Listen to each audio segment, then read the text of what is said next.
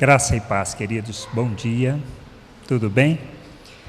É gostoso a gente estar aqui e Deus tem sido de forma tão graciosa, agido de forma tão graciosa conosco e nos dado o entendimento daquilo que seja a sua vontade para as nossas vidas. E nós precisamos, na graça e na misericórdia de Deus, fazer essa caminhada de amadurecimento, de entendimento, para sermos o instrumento, a expressão daquilo que Ele quer. Pois essa é a sua vontade, esse é o seu querer para as nossas vidas. Que nós cheguemos à plena estatura de Cristo, à maturidade, ao varão perfeito, à mulher que, em todos os seus conceitos, em termos de plenitude daquilo que seja a vontade e a expressão de Deus neste mundo. E nós precisamos fazer isso. Por quê? Precisamos conhecer as Escrituras, porque sem o entendimento, sem a compreensão das Escrituras, nós não entendemos a vontade de Deus e nem o querer de Deus para nós. Como fazer isso? Conversamos a semana passada acerca de conhecer as Escrituras, que é o primeiro passo num processo de amadurecimento. Por quê? Porque é através das Escrituras que nós aprendemos acerca daquilo que seja a vontade de Deus. Não leio as Escrituras? Preciso começar a fazer a leitura. Por quê? Porque nela estão expressas a vontade de Deus, o querer de Deus, o plano de Deus, a história do povo de Deus. E aí nós vamos entender todo o contexto daquilo que nós vivemos no presente século. Sem religiosidade, porque é importante entendermos que não é uma religião. Deus não nos chama para uma religião. Ele não nos chama para vivermos uma religião chamada cristianismo. Ele nos chama para vivermos o seu reino, a sua vontade, o seu querer neste mundo. Como filhos amados. Como entender o Antigo Testamento no contexto?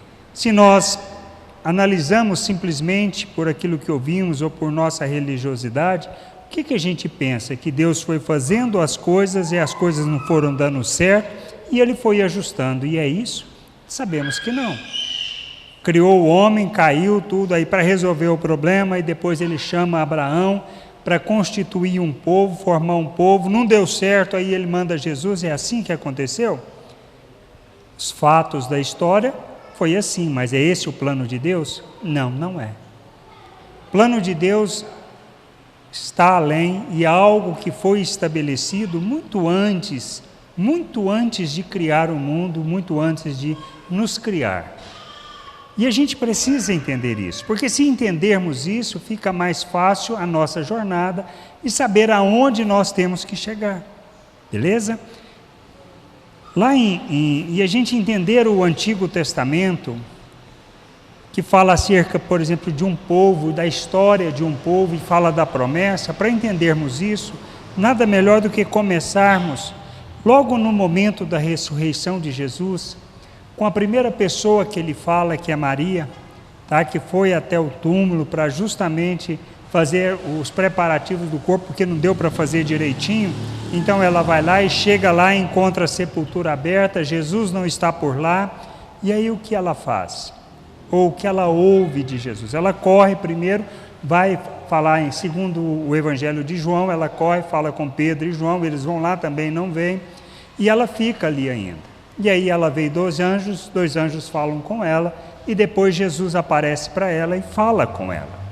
E lá em João 20, 17, diz assim, o Evangelho de João 20, 17, depois da ressurreição, antes de ele aparecer a seus discípulos, ele aparece a Maria e fala assim, recomendou-lhe Jesus, não me detenhas, porque ainda não subi para o meu Pai, mas vai ter com os meus irmãos e dize-lhe, subo para o meu Pai e vosso Pai, meu Deus e vosso Deus. É a primeira vez que Jesus fala de forma completa, total, expressando aquilo. Ou seja, vai e fala com os meus irmãos. Ele está se referindo a quem? aos discípulos, aqueles que o haviam caminhado com ele durante os 3 anos de sua jornada. Ele os chama de irmão. E depois ele fala o quê? Ele diz: subo, para ela falar para os discípulos que ele subia para o Pai e para o Pai deles, para o Deus dele e para o Deus deles. Ou seja, qual era a vontade de Deus e qual é o plano de Deus desde o início? Fazer uma família. Todo o plano de Deus, toda a criação, todo o propósito de Deus é fazer uma família. Deus não tinha nenhum outro plano, nenhum outro propósito, nenhuma outra razão para a nossa criação.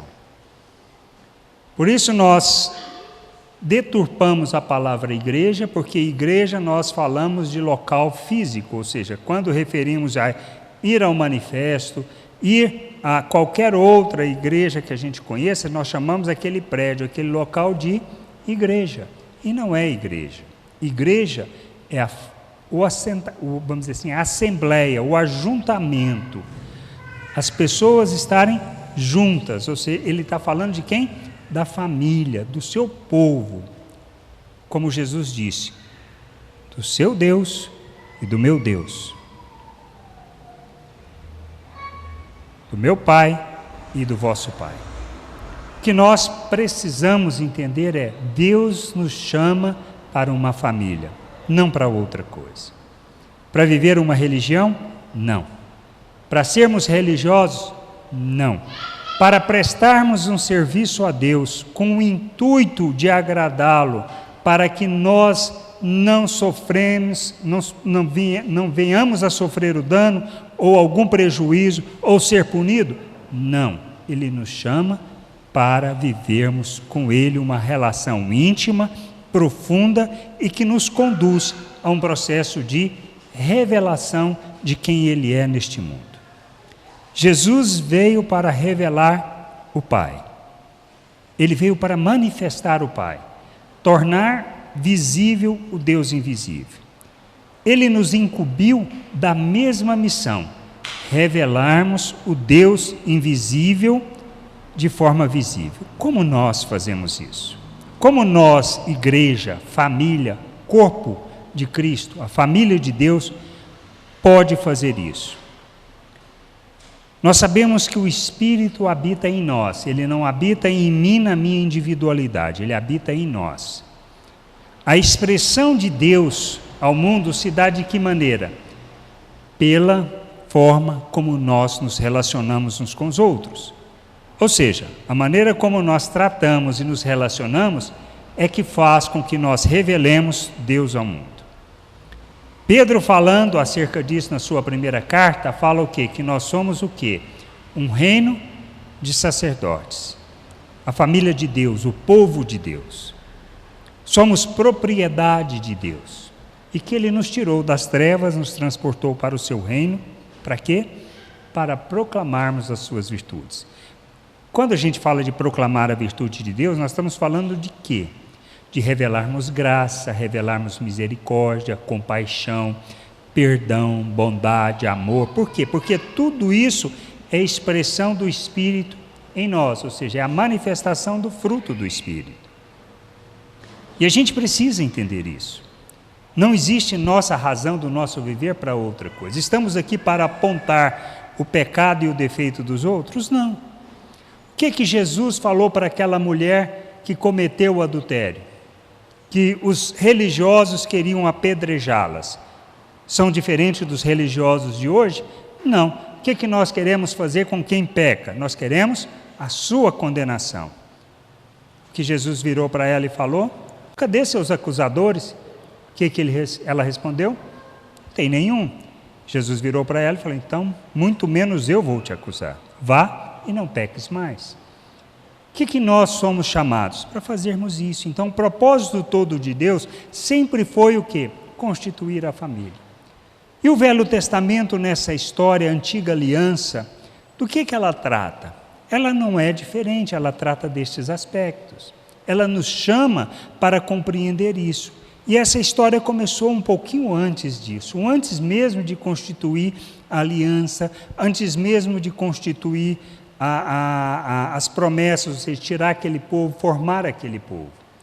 O Antigo Testamento fala da criação, fala do início do relacionamento, fala da queda do homem, mostrando toda a história de como foi que aconteceu, para que nós tenhamos o entendimento.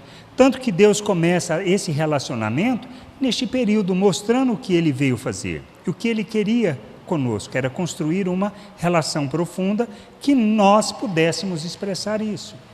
Tanto que o que Ele fala para Caim, com relação ao seu pecado, olha, o pecado está à tua porta, ou seja, está diante dos teus olhos, cumpre a ti dominá-lo. E aí essa história vem se formando e contando. Por isso, quando a gente olha o Velho Testamento, o Antigo Testamento, a gente tem que olhar com esse propósito, com esse entendimento, ou seja, mudar a minha visão. Não se trata simplesmente de uma expressão da lei, do revelar a lei, de falar a lei, de estabelecer a lei. Não, não é isso. Ele está falando da história, daquilo que é o plano, o propósito de Deus, para levar o homem, ou seja, nós, seres humanos, ao conhecimento de Deus. Nós torcemos as coisas, como sempre torcemos. A nossa realidade não é diferente da realidade do povo judeu, que recebeu uma promessa, recebeu uma aliança, e eles foram torcendo. Nós continuamos torcendo essa história. Aquilo que seja o plano e o querer de nós. Por quê? Porque nós queremos viver uma religiosidade e não aquilo que Deus nos chamou para viver.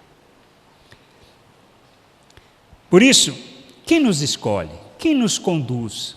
Conhecer a Deus depende de nós? Essa é a questão. Nós precisamos entender que não depende do nosso esforço para fazer isso. Não depende do meu empenho para alcançar Deus. Não é a construção da Torre de Babel que vai me levar ao conhecimento de Deus.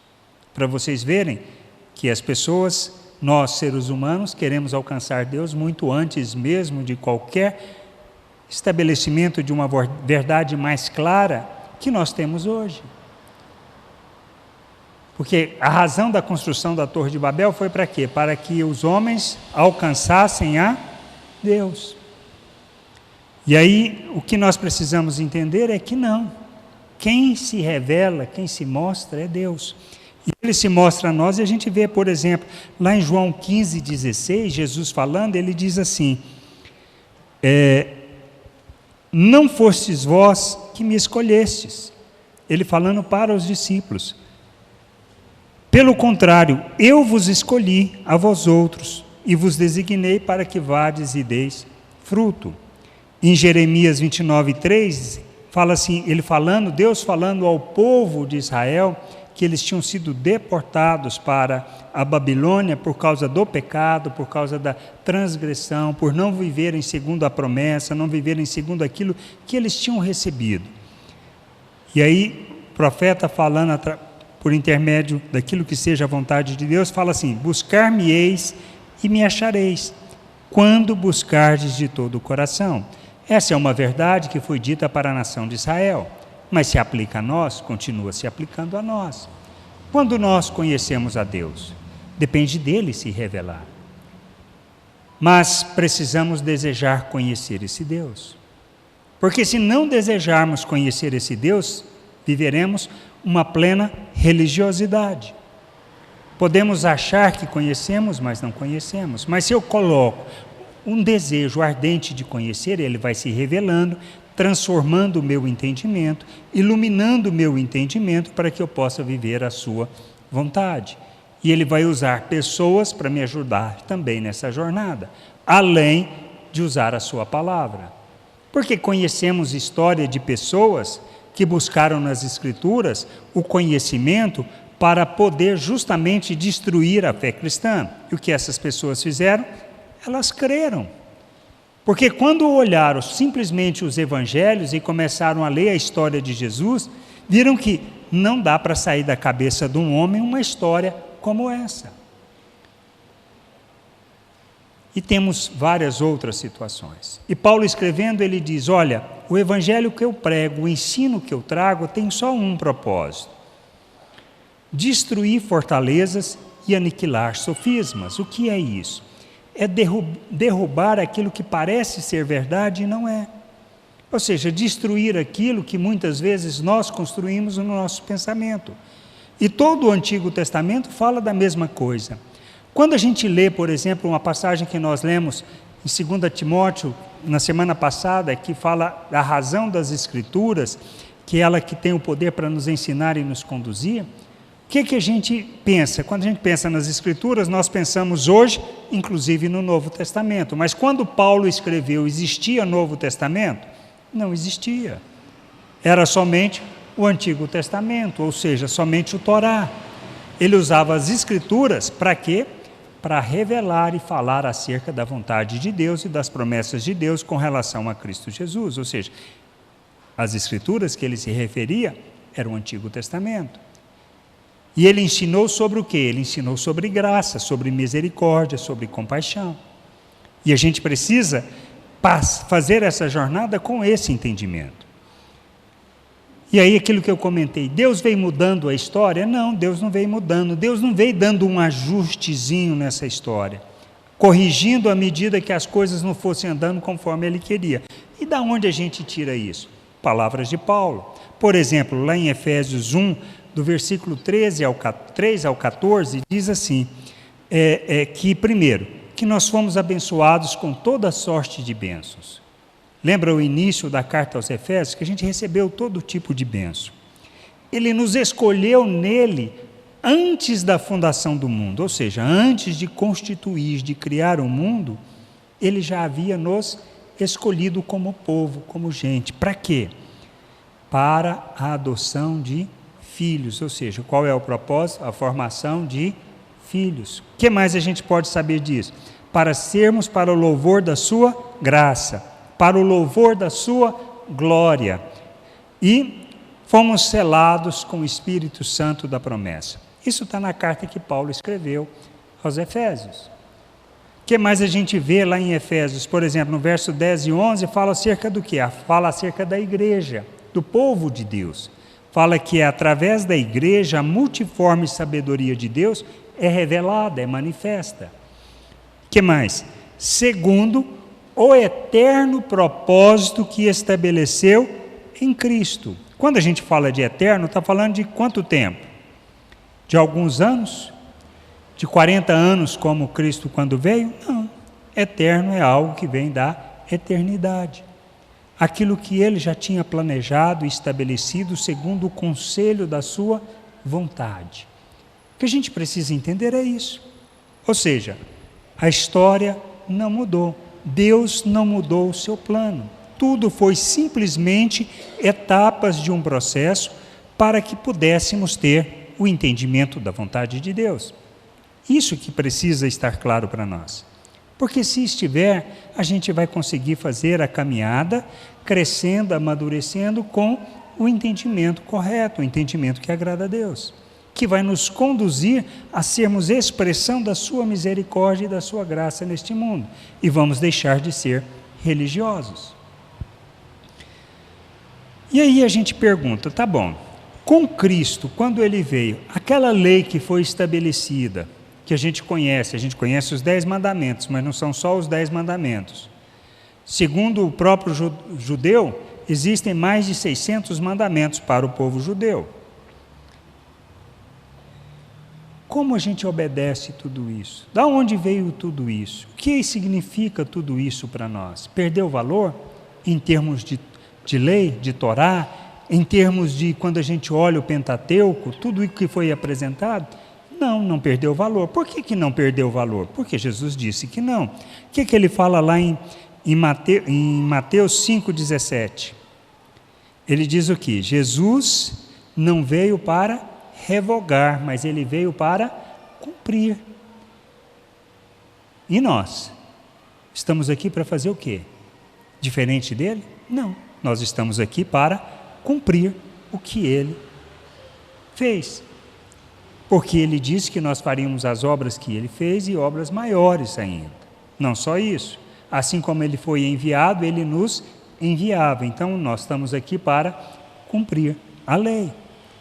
Mas ele fala algo mais no verso 17 do capítulo 20, ele diz assim, olha, que nós somos chamados para exceder a justiça dos fariseus e dos escribas, ou seja, o que nós tínhamos que viver está acima disto, acima da lei, muito mais do que a lei, porque se cumpríssemos somente a lei, mais do que suficiente. Mas viemos para isso? Não.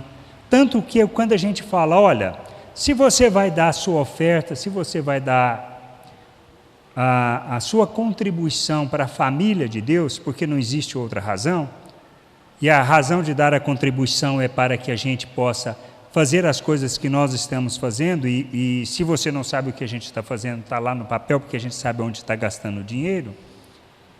Se você não entende, o que você deve fazer? Cumprir a lei. Qual que é a lei? O que a lei diz?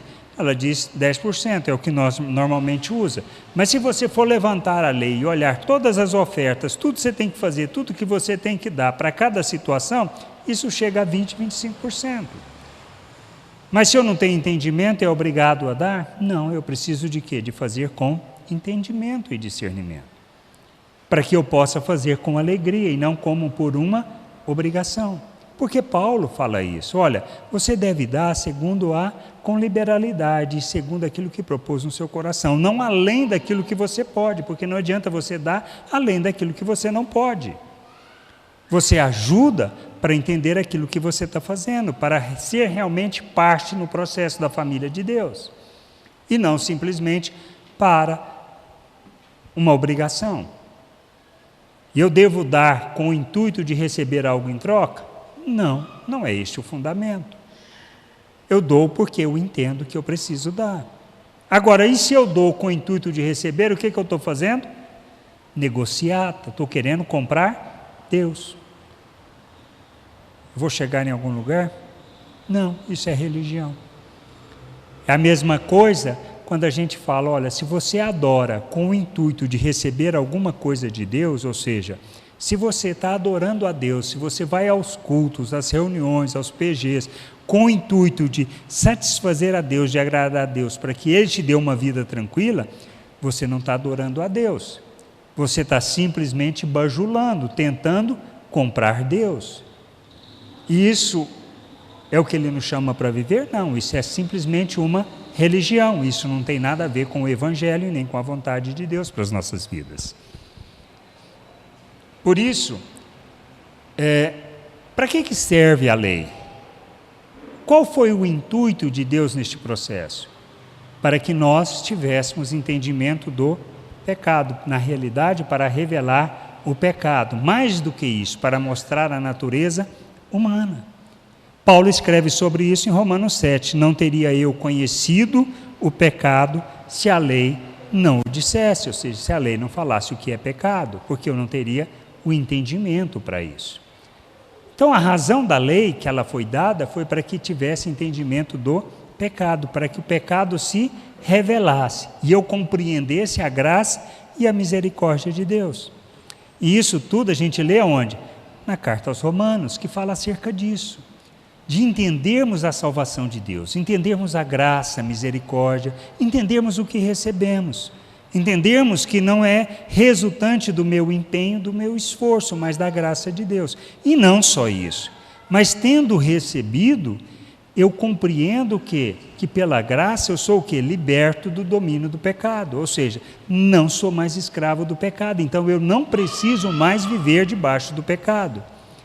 Mas qual é a extensão do pecado? O que é de fato o pecado? É não obedecer os mandamentos? Aí você vai perguntar, mas quais? Paulo escrevendo, ele diz, olha, se qualquer coisa que você faça em fé, você está pecando. Fica complicado. Por quê? Porque eu preciso conhecer e compreender, eu preciso conhecer Deus e entender as motivações pelas quais eu faço as coisas. Porque se eu faço pela motivação errada, eu estou pecando. Se eu faço com o intuito de alcançar alguma coisa de Deus, o que eu estou fazendo? Eu estou pecando, por mais boa que seja a minha ação. Se eu faço uma obra no sentido de ajudar alguém, de fazer um favor para alguém, para dizer assim, Deus vai olhar e vai me abençoar, isso aí é o quê? É uma boa obra, mas isso é o quê? é pecado. Por quê? Porque não é assim que nós vivemos. Não é este o propósito, não é essa a motivação de fazermos as coisas. Isso quer dizer então que eu vou parar de fazer? Não, você vai passar a fazer com a motivação correta, não com a motivação errada. Não é deixar de fazer, é fazer com a motivação correta. Por que nós fazemos boas obras? Porque Paulo fala que nós fomos criados em Cristo para as boas obras. Por que nós fomos criados para as boas obras? Para revelarmos Deus. O que Jesus falou? Olha, que nós somos o sal da terra, a luz do mundo. Para quê?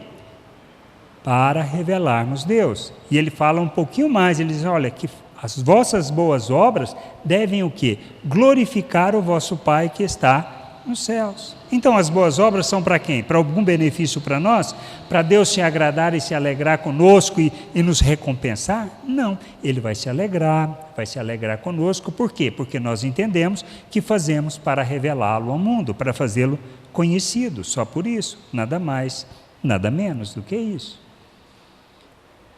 Mas se a gente fala assim, beleza, ótimo, Novo Testamento eu tenho esse entendimento, mas essas coisas mudaram do Velho? Aí nós vamos ver que não. Por quê?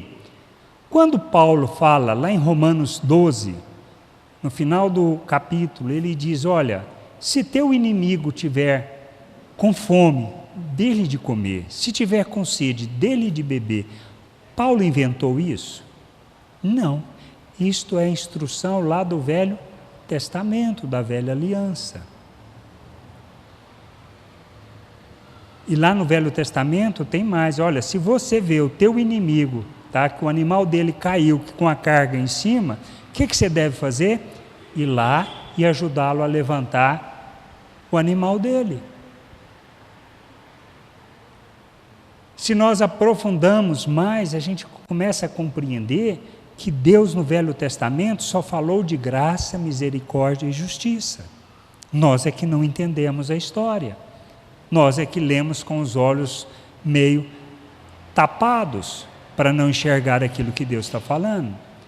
Ele conversando, instruindo através dos profetas, o que Deus fala aos sacerdotes? E a gente precisa entender que quando Deus está falando com os sacerdotes, Ele está falando conosco.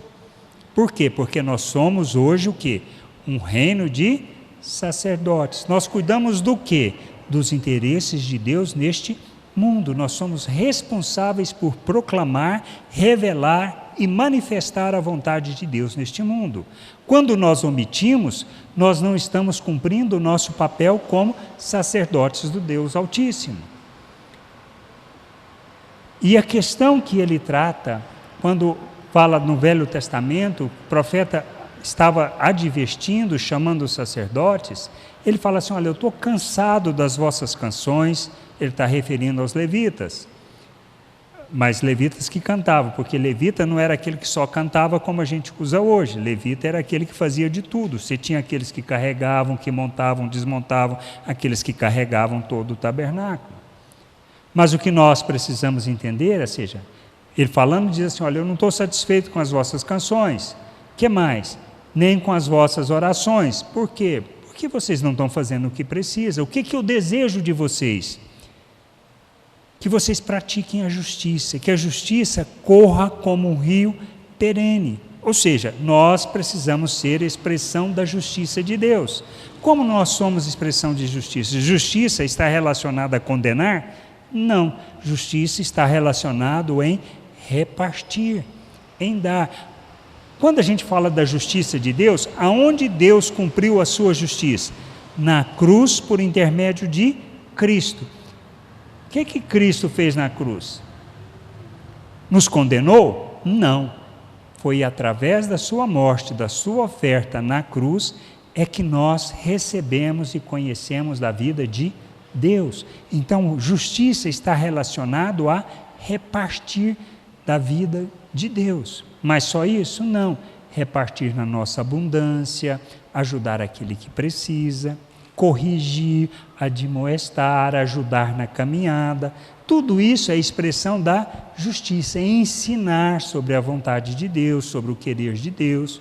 Está falando de condenar, apontar o erro, o defeito? Não, não está falando disso. Está falando em chamar a pessoa para um entendimento e compreensão da vontade de Deus. Isso está no Velho Testamento e está no Novo Testamento. Mudou? Não. Só que agora nós vivemos debaixo da graça, porque a lei, ela não veio para salvar e nem resgatar ninguém, ela veio simplesmente para revelar o pecado e fazer Deus conhecido, para que nós pudéssemos compreender todo o processo. Então, se a gente olha na perspectiva que a gente tem muitas vezes, a graça, ela é mais pesada ou mais leve do que a lei? Ela é mais pesada. Por que ela é mais pesada? A lei dizia que o adultério, ela estava onde? Na prática do ato. Jesus veio e falou o quê?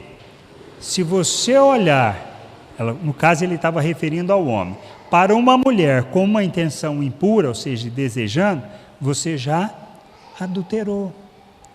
E se nós olharmos outros ensinos de Jesus, eles falam a mesma coisa. Então a graça, debaixo da graça, nós somos chamados para viver em termos de uma realidade muito superior à lei. Ele nos chama para sermos como Cristo, como seu Filho. Mas além de nos chamar para sermos como seu Filho, ele nos chama para o quê? Para vivermos essa realidade, mas conscientes e certos da capacitação que nós recebemos. Por isso ele nos deu do seu Espírito, o Espírito Santo que faz em nós morada, serve para quê? Para simplesmente dizer assim, agora você é povo de Deus, está separado e vai viver isolado? Não, é para que você seja ajudado na jornada, para que você aprenda, para que você cresça. Ele nos faz o quê? Ele nos lembra da palavra que Cristo proferiu. Mas que palavra? Aquela que você ouve e aquela que você lê. Existe outra forma de lembrar de alguma coisa que a gente não ouviu e nem leu? Não existe. Na época que Jesus falou isso, ele falou em termos de que nós temos fé, crescemos na fé pelo ouvir da palavra. Paulo falou isso é resultante do quê? Porque acesso ao meio escrito, ao papel, eram poucas pessoas que tinham. Mas hoje nós somos agraciados porque todo mundo pode ter Bíblia. E você pode ter Bíblia quantas você quiser, em quantas versões quiser, para você esclarecer suas dúvidas. Tinham isso na época? Não. Agora, isto mudou? Isto facilita para nós. Por quê? Só não busco entendimento se eu não quiser. Se não houver em mim uma disposição de querer aprender isso de forma tranquila, de forma dependente de Deus. Então, quando a gente fala do Velho Testamento, o que a gente precisa compreender? Ou seja, qual é o propósito do Velho Testamento? O Velho Testamento fala da história do homem com Deus, ou seja, de todo o plano, de todo o propósito de Deus para o homem. Ele fala do estabelecimento da antiga aliança, ou seja, a aliança que Deus estabeleceu lá no Monte Sinai, através de Moisés. Mas fala da história de um povo que começou lá com Abraão. Então, quando a gente olha essas coisas e separa, a gente consegue ver cada uma e entender cada uma daquilo que Deus está fazendo.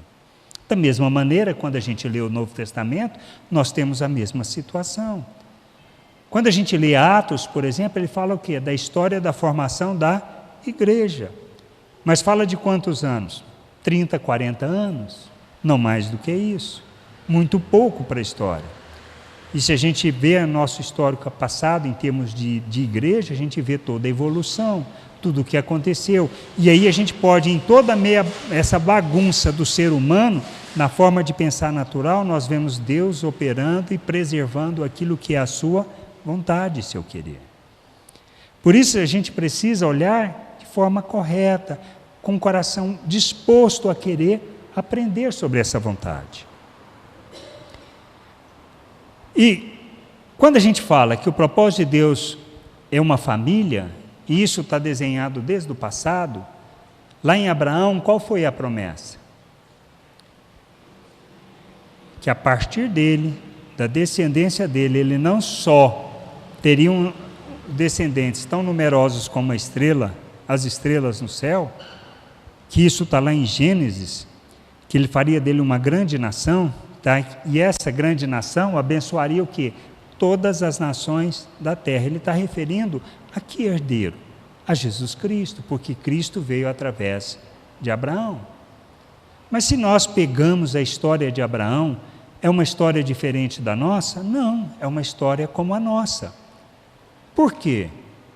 Ele ouviu acerca de Deus, ele ouviu da sua vontade, Deus pediu para que ele fosse para uma terra, onde ele andaria por essa terra, mas ele não receberia nada, mas os descendentes dele receberiam. Abraão foi para lá? Abraão foi.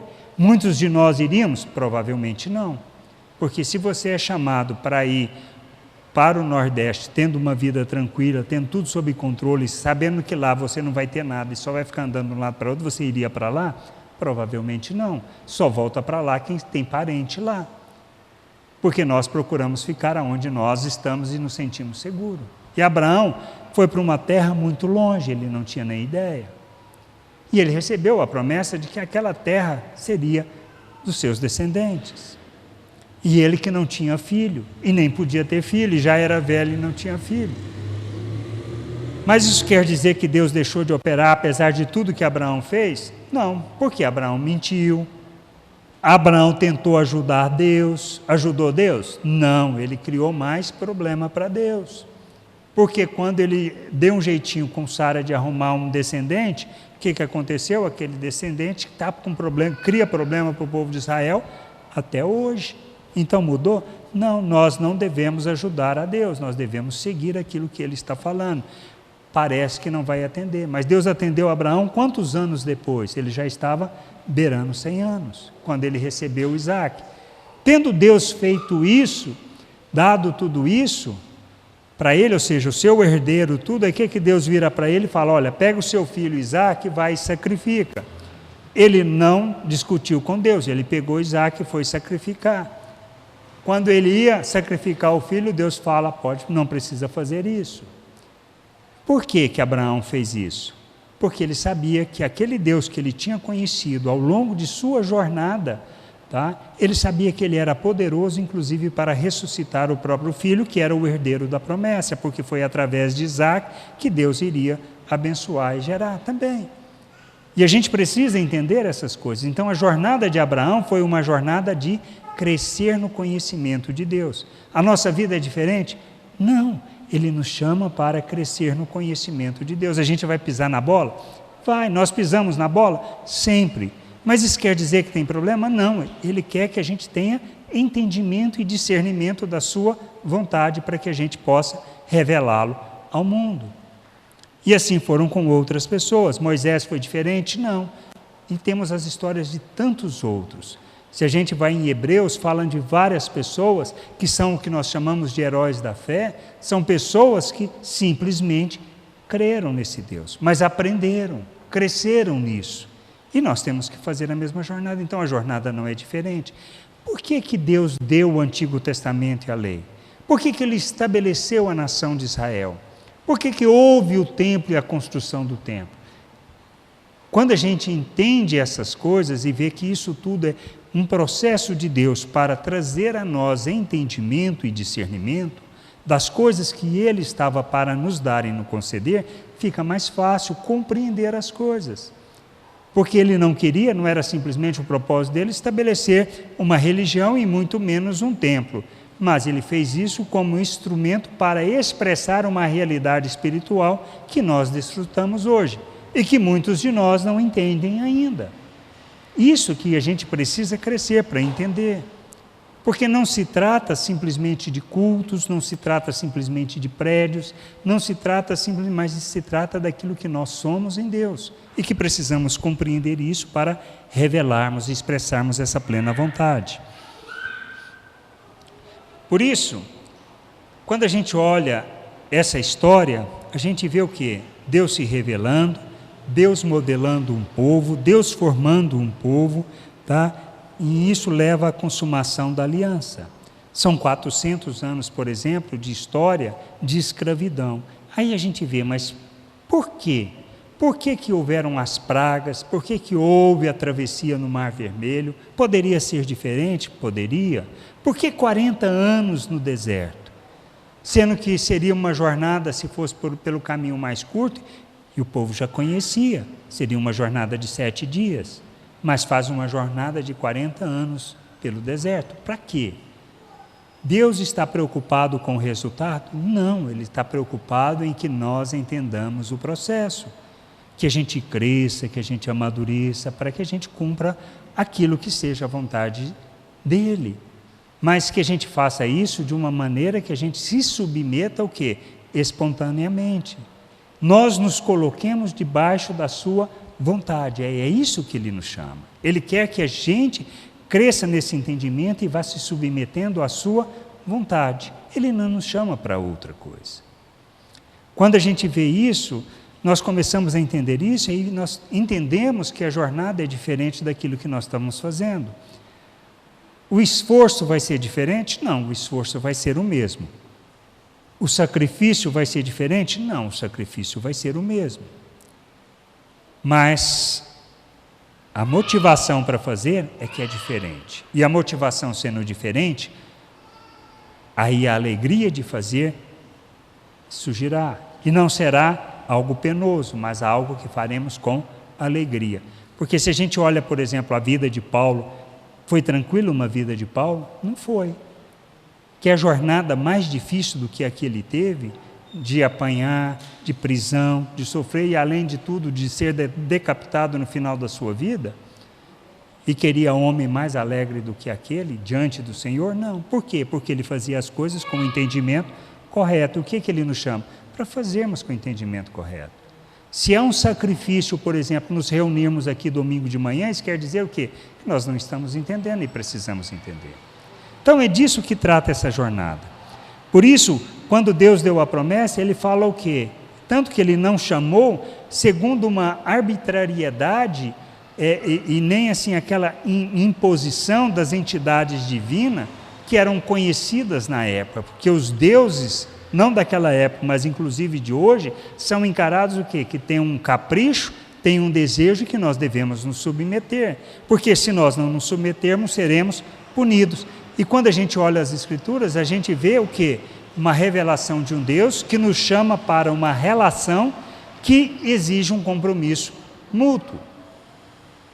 E Ele fala o quê? Por exemplo, no Antigo Testamento, Ele fala o quê? Vós sereis o meu povo e eu serei o vosso Deus. Ele não está chamando para outra coisa, Ele está chamando para uma relação no Antigo Testamento. Isso mudou no Novo Testamento? Não.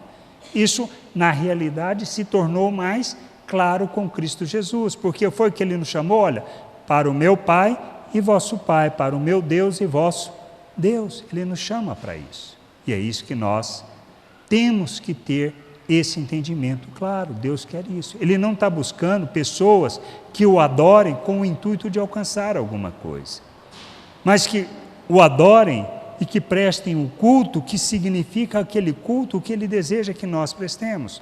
Porque em Romanos, Paulo fala que o culto verdadeiro está em quê? Em ofertarmos as nossas vidas em favor das pessoas, mas eu só vou fazer essa oferta quando eu entendo, quando eu compreendo que isso é aquilo que agrada o Pai. Por quê? Porque é isso que vai fazer com que Ele seja revelado através da minha vida. Está claro? É nisso que nós somos chamados. E é nessa atmosfera de confiança que Ele nos chama. Israel teve problema com a aliança? Teve, assim como nós. Ao longo da história você vê o quê? Que houve uma distorção da percepção daquele que seja o contato, ou seja, à medida que eles tiveram contato com as divindades cananeias, eles começaram a se comportar da mesma maneira. E isso fala do quê? Disso que eu estou comentando, ou seja, daquela obrigatoriedade de serviço. Eu presto serviço, porque se eu não prestar o serviço, Ele vai me punir. Ou seja, aquilo que é de uma ação para levar uma outra reação, e isso não é o que Deus nos chama para viver, e nem foi o que Deus chamou esse povo para viver. A outra coisa é que eu transformei a relação da aliança, o povo de Israel transformou, em vez de ser simplesmente uma relação de confiança e submissão, passou a ser o quê? Uma relação de serviço e recompensa. parece alguma coisa com que a gente vive hoje, muitas vezes? Não. Nós estabelecemos com Deus e Ele estabelece conosco uma relação de serviço e recompensa? Não. Ele nos chama para vivermos uma vida com Ele, de confiança e de submissão, para conhecermos a sua vontade. Porque à medida que a gente conhece, nós vamos mudando a nossa forma de pensar e o nosso entendimento. Houve também o que mais na nação de Israel? Uma distorção do propósito do templo. O templo não foi para simplesmente ser um lugar sagrado, para cumprir rituais religiosos. Ele foi para revelar uma realidade que haveria de vir. E os profetas trouxeram essa realidade de forma clara, porque eles falaram acerca disso. Jeremias falou acerca disso, Ezequiel falou acerca disso. Daqui a pouquinho. Tá ok? E isso a gente precisa compreender. E a rejeição de Deus como governa foi o ponto, tá? Quando Deus estabeleceu a nação de Israel, Ele estabeleceu com um propósito, de governar aquele povo. Que aquele povo aprendesse a andar segundo a sua vontade, segundo as suas leis. Quando a gente olha as leis, a gente vê que toda a lei que está no Antigo Testamento, ela é base para todo o direito em todo o mundo hoje, em termos de estabelecimento de como devem ser as relações entre as pessoas. Mas, o que aconteceu? Chegou um ponto, depois de Juízes, a gente lê lá em Samuel, já no final, quando as pessoas chegam para Samuel e falam, olha, constitui sobre nós um rei, porque nós queremos ser como as nações à nossa volta. É porque eles não tinham entendido que quem governava era Deus, e que as pessoas deveriam todos se submeterem a Deus. E Deus nos chama para a mesma coisa. Essa é a questão do Velho Testamento que a gente precisa entender. É uma realidade de uma história que vem contando, clareando para nós o entendimento para que a gente possa viver a vontade de Deus. E entender que somos família. E como famílias nós precisamos entender, como hoje, que a gente celebra a ceia, e a ceia não tem o propósito de nos encher de unção e nem de poder para a gente viver essa vida. É para que a gente entenda que nós somos uma família e para lembrarmos o sacrifício de Cristo, para lembrarmos a oferta que Cristo fez em nosso favor, para nós sermos família, entendermos que fazemos parte do mesmo corpo, que somos o mesmo povo. Amém? Vamos ter um tempo de oração? Senhor, eu te agradeço por esse tempo, te agradeço pela tua vontade, te agradeço pelo que o Senhor nos fala, pelo que o Senhor nos ensina e pela maneira como o Senhor nos conduz. Dê-nos sabedoria e discernimento da tua vontade. Queremos crescer no entendimento, crescer, Senhor, no cumprimento da tua vontade. Não sermos religiosos, não vivermos uma religiosidade, mas vivermos a tua vontade. Como o teu povo nos ensina, nos guie, Senhor, no teu querer e nos mostre o teu caminho, porque a tua palavra é lâmpada para os nossos pés, é luz para os nossos caminhos. Mas abra o nosso entendimento para que, compreendendo, a gente possa cumprir toda a tua vontade, todo o teu querer, todo o teu desejo, para a glória e louvor do teu nome. Nós oramos e te agradecemos em nome de Jesus. Amém.